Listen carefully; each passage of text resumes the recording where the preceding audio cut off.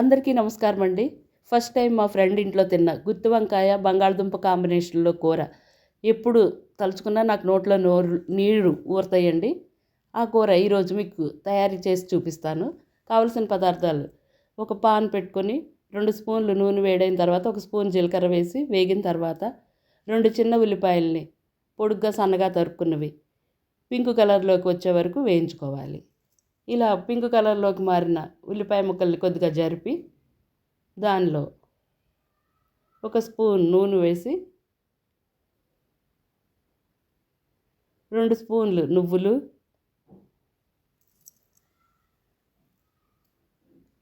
2 స్పూన్లు పొట్టు తీసిన వేరుశనగ గింజలు వేసి నువ్వులు వేరుశనగ గింజలు బాగా వేగేలాగా వేయించుకోవాలి.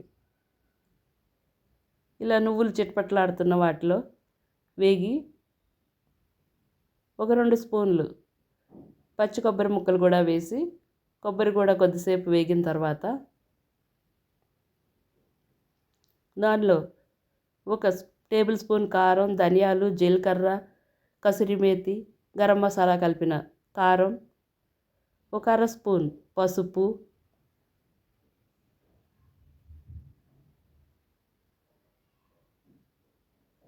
కూర రుచికి సరిపడినంత ఉప్పు వేసి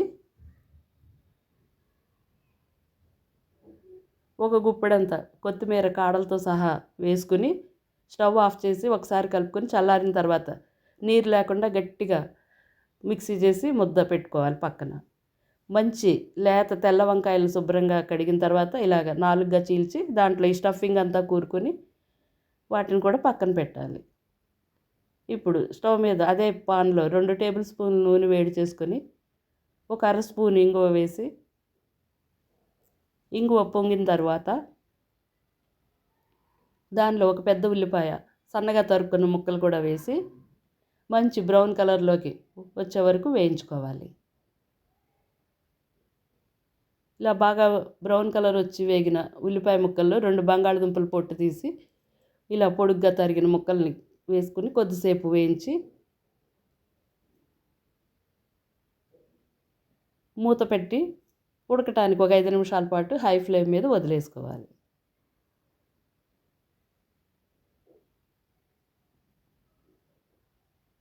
ఐదు నిమిషాల తర్వాత మూత తీసి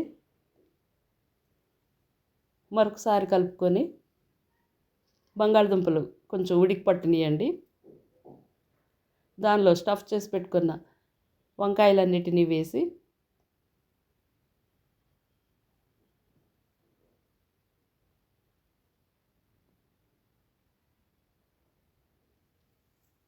బాగా కలుపుకున్న తర్వాత మీడియం ఫ్లేమ్ మీద ఒక 10 నిమిషాల పాటు మగ్గటానికి ఉంచుకోవాలి. వంకాయలు పెద్దవి కనుక కొంచెం టైం పడుతుందండి మగ్గటానికి. 10 నిమిషాల తర్వాత వీటిని ఒకసారి బాగా కలుపుకొని మిక్సీ జార్ కడగ్గా వచ్చిన నీరు, అలానే మరొక అర గ్లాసు నీరు, 1 గ్లాసున్నర నీరు పోసుకొని ఒకసారి ఉప్పు చూసుకున్న తర్వాత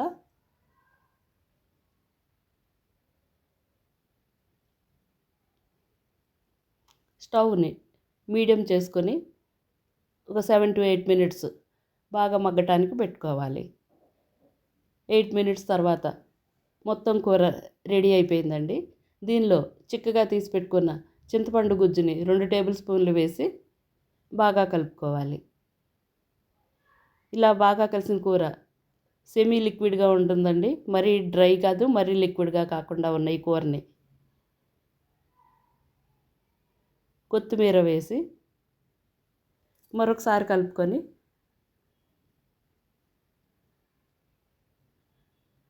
ఒక ప్లేట్లోకి తీసుకొని వేడి అన్నంతో తింటే ఎప్పుడు నాకు తలుచుకున్న ఈ కూరని నా నోట్లో నూరూరే ఈ కూర చాలా చాలా బాగుంటుందండి. తప్పకుండా మీరు కూడా చేసి ఎలా ఉందో నాకు ఒక కామెంట్, ఒక లైక్, మీ ఫ్రెండ్స్, ఫ్యామిలీ మెంబర్స్కి ఎక్కువ మందికి వీలైనంత మందికి షేర్ చేయండి. అలానే కొత్తగా ఛానల్ చూసేవారు తప్పకుండా సబ్స్క్రైబ్ చేసుకోండి. పక్కనే ఉన్న బెల్ బటన్ ప్రెస్ చేస్తే నా కొత్త అప్డేట్స్ అన్నీ మీకు వస్తాయండి.